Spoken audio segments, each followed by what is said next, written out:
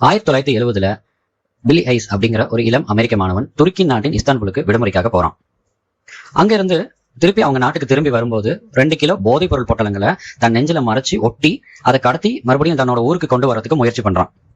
விமான நிலையத்துல பாதுகாப்பு சோதனையின் போது அவன் கையும் களவுமா மாட்டிக்கிறான். அந்த போதைப் பொருள் கடத்தின குற்றத்துக்காக அவன் உடனடியா கைது செய்யப்பட்டு துருக்கியில இருக்கிற ஒரு சிறையில அடைக்கப்படுறான். விசாரணை நடக்க ஆரம்பிக்குது. அந்த முதல் விசாரணையோட முடிவுல கடத்தல் குற்றத்துக்கு பதிலா போதைப் பொருள் வச்சிருந்த குற்றத்துக்காக நீதிபதி அவனுக்கு 4 வருஷம் 2 மாசம் சிறை தண்டனை கொடுக்கிறாரு. இதனால சக்மால் சிலர் அப்படிங்கிற ஒரு சிறையில பில்லி அடைக்கப்படுறான். அந்த சிறை பாத்தீங்கன்னா ரொம்ப மோசமான வன்முறை நிறைஞ்ச இடமா இருக்கு. வெளிநாட்டு கைதிகளுக்கு எதிரான பாகுபாடும் அத்துமீறல்களும் அந்த சிறையில கொஞ்சம் அதிகமாவே இருக்கு. அது மட்டும் இல்லாம அங்க இருக்கிற தலைமை வார்டன் அமீர் ரொம்பவும் கொடூரமானவனா இருக்காரு.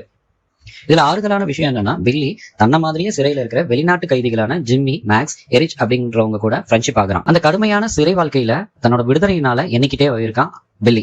4 வருஷத்துக்கு அப்புறம் பில்லி விடுதலை ஆகிறதுக்கு இன்னும் 53 நாள்ல இருக்கிற நிலையில துருக்கி நீதிமன்றம் என்ன பண்ணுதுன்னா, அவனோட வழக்கை மறுபடியும் விசாரிக்க ஆரம்பிக்குது. அவனை கடத்தல் குற்றவாளியை அறிவிச்சு மறுபடியும் 30 வருஷம் அவனோட சிறை வாழ்க்கையை நீட்டிக்குது. இந்த செய்தி பில்லியோட மனசை கடுமையா பாதிக்குது. 30 வருஷ தண்டனையை நினைச்சு சோர்வடைகிற பில்லி மெதுவா அவனோட மனநலம் பாதிக்கப்பட்டுக்கிட்டே வருது. அவன் என்ன பண்றான்னா, சிறையோட மனநல பிரிவுக்கு மாத்தப்படுறான். மனநல பிரிவுக்கு மாத்தப்படுற பில்லி அங்க கிடைக்கக்கூடிய உளவியல் சித்திரவதைகளை அனுபவிச்சு கடுமையா பாதிக்கப்பட்டுக்கிட்டே வரான். இந்த நிலையில 1975 வருஷம் பில்லியோட காதலி சூசன் சிறைக்கு வந்து அவனோட நிலைமையை பாக்குறது மட்டும் இல்லாம பார்த்து அதிர்ச்சி அடைகிறான். எப்படியாவது இந்த இடத்த விட்டு போயிடணும்னு நினைக்கிற அவனுக்காக தப்பிக்கிறதுக்காக கொஞ்சம் பணத்தை மறைச்சு வைக்கிறா. இந்த சந்திப்புக்கு அப்புறம் பில்லிக்கு கொஞ்சம் நம்பிக்கை வருது. அவன் புத்தியும் தெரிய ஆரம்பிக்கிறது. எப்படியாவது வெளியில போயிடலாம் இந்த பணத்தை வச்சு அப்படிங்கிறது பில்லி நினைக்கிறான். பில்லி அந்த வார்டன் ஹமீத், கொடூரமான வார்டன் இருக்கார் இல்லையா ஹமீத், அவர்கிட்ட லஞ்சம் கொடுத்து தன்னை எப்படியாவது இந்த சிறையை விட்டு வெளியில கொண்டு போக சொல்லி அவர்கிட்ட முயற்சி பண்ணி லஞ்சம் கொடுக்க ட்ரை பண்றான். ஆனா ஹமீத் என்ன பண்றாருன்னா, பில்லியை கடுமையா தாக்குறதும் இல்லாம அவனை இழுத்துட்டு போய் ஒரு சிறையில போட்டு அவனோட துன்புறுத்துறது மட்டும் இல்லாம அவனை பாலியல் ரீதியாக துன்புறுத்த முயற்சி பண்றாரு.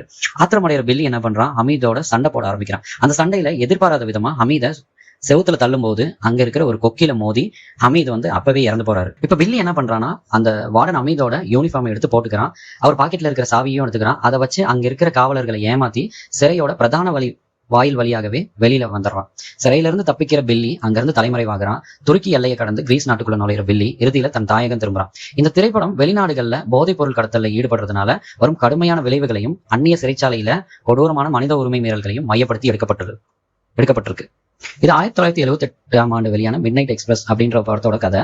இந்த பில்லி ஹைஸ் அப்படிங்கிறவரோட உண்மை சம்பவத்தை அடிப்படையா வச்சு ஒரு அதிர்ச்சியூற்ற சிறைச்சாலை நாடக திரைப்படமா இது ரிலீஸ் ஆனிச்சு.